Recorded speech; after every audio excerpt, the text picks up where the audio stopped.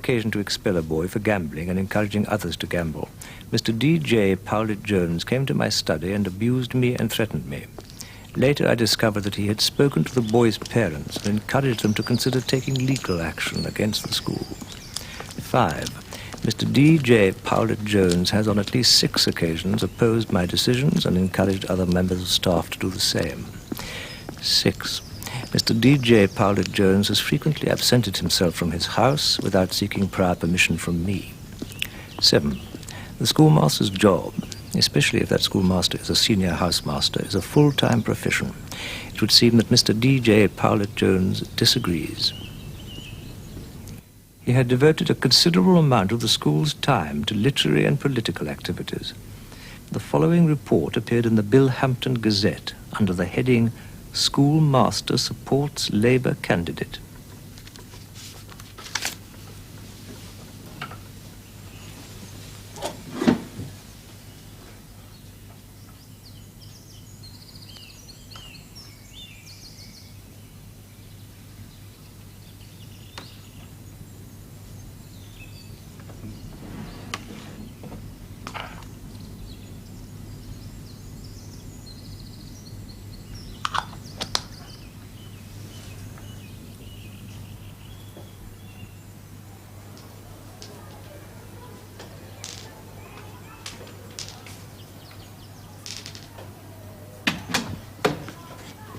Morning, Molly. Oh, hello, PJ. I say, I hope you don't mind my sort of making free with your study. No, not at all. Was everything all right? Oh, yes, fine. Went round at 11, everybody sleeping like babies.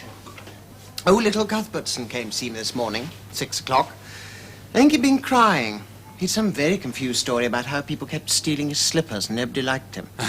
6 o'clock in the morning. I hope you didn't strangle him. No, I restrained myself. I got him to make us both a cup of coffee and we had a long talk about The Wind in the Willows. Oh. Cuthbertson's favourite literary work, it seems.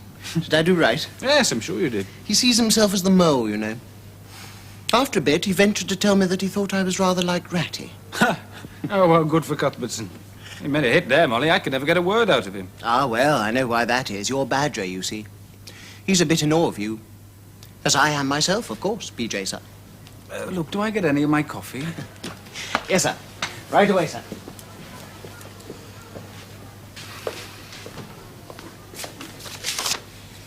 I've been reading your book. If you don't mind. Oh? Surprised to find you still awake, then. When's it coming out? Is it coming out, do you mean? It's been doing the rounds of the publishers in an increasingly dog-eared bundle. No wind's fallen on it yet with cries of joy. Well, I hope you strike lucky soon. It would be good to have a famous author in the school. Alcock could put it in the prospectus. He'd like to get my name out of the prospectus, never mind putting my book in it.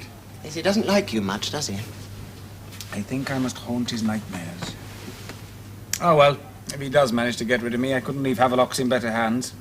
Thanks for holding the fort, Molly. Oh, how did your meeting with Cooper and Harry's go? Oh, I'm sorry, I don't mean to be nosy. What meeting? Well, didn't you see them?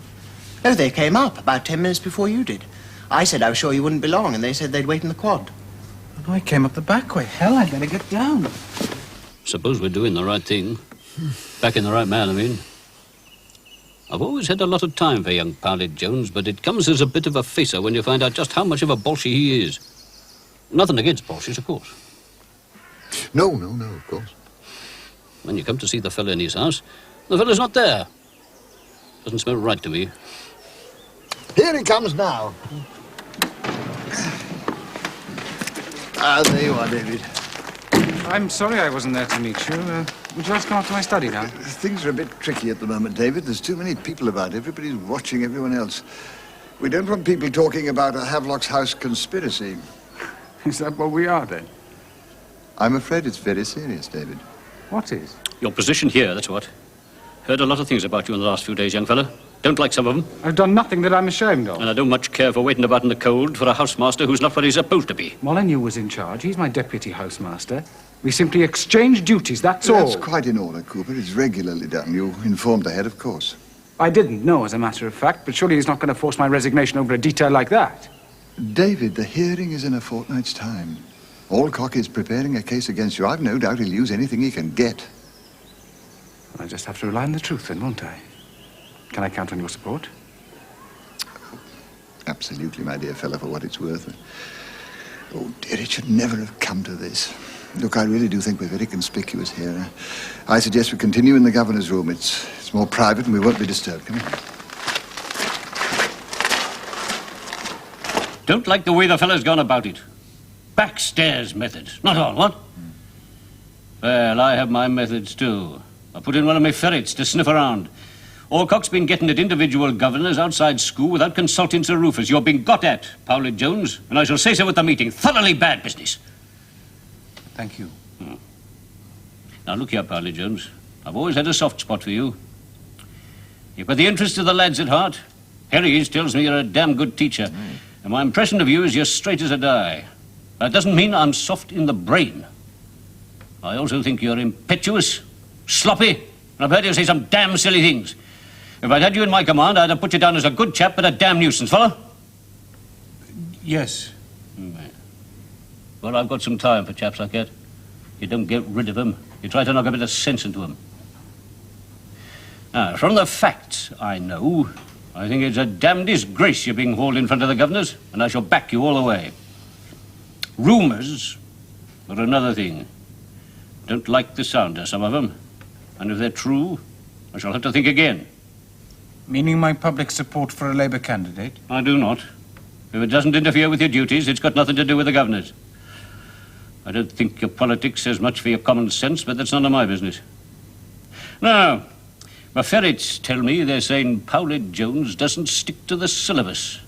Spends his lessons half on play acting, half on Bolshevism. Doesn't give the lads a chance in the exams. Any truth in that? It's incredible. That's what they're saying.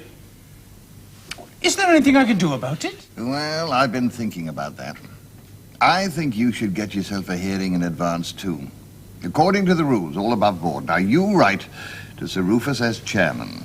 Attacking Alcock, you mean? Oh, heavens above, no, that's the worst thing you could do. No, you just give a little account of what you've done since you came here. Exam results compared with other subjects, and open scholars that you've coached, that sort of thing. Still got a waiting list for your house? Yes, just. There's not many can say that now. So there can't be much the matter with you as a housemaster. Now, you get the idea. Simple, straightforward chap. Decent housemaster. Brilliant teacher. What about the politics? Let him be the first to mention that. Might blow up in his face. No one wants a scandal in the papers, and you could make one over that.